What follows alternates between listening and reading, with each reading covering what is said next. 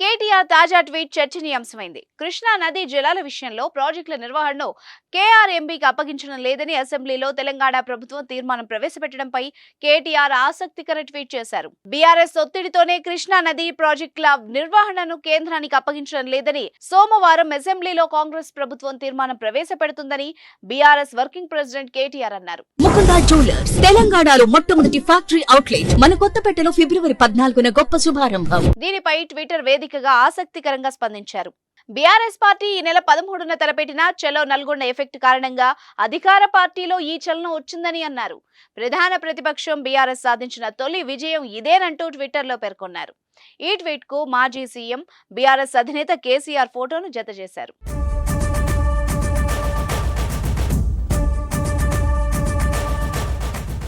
మరోవైపు కృష్ణా నదీ జలాల్లో తెలంగాణకు అన్యాయం జరిగిందంటూ లేనిపోని ఆరోపణలు చేస్తూ రాష్ట్ర ప్రభుత్వం బీఆర్ఎస్ అధినేత కేసీఆర్ ను బద్నాం చేసేందుకు ప్రయత్నిస్తుందంటూ ఆ పార్టీ ఎమ్మెల్సీ కవిత ఆగ్రహం వ్యక్తం చేశారు.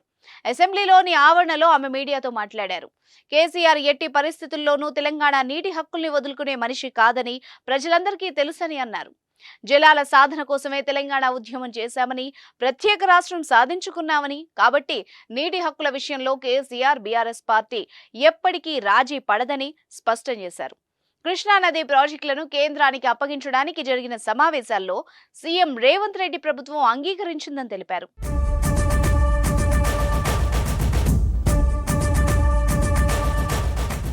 తెలంగాణ ప్రాజెక్టులను కేంద్రానికి అప్పగించి సర్కార్ పెద్ద తప్పు చేసిందని, ఇప్పుడు దాన్ని కప్పిపుచ్చుకోవడానికే బీఆర్ఎస్ పై లేనిపోని ఆరోపణలు చేస్తోందని విమర్శించారు. కేఆర్ఎంబీకి ప్రాజెక్టుల నిర్వహణను అప్పగించే నిర్ణయానికి వ్యతిరేకంగా తీర్మానం చేయాలని డిమాండ్ చేశారు. తెలంగాణ హక్కుల విషయంలో బీఆర్ఎస్ సంపూర్ణ మద్దతు ఉంటుందని స్పష్టం చేశారు.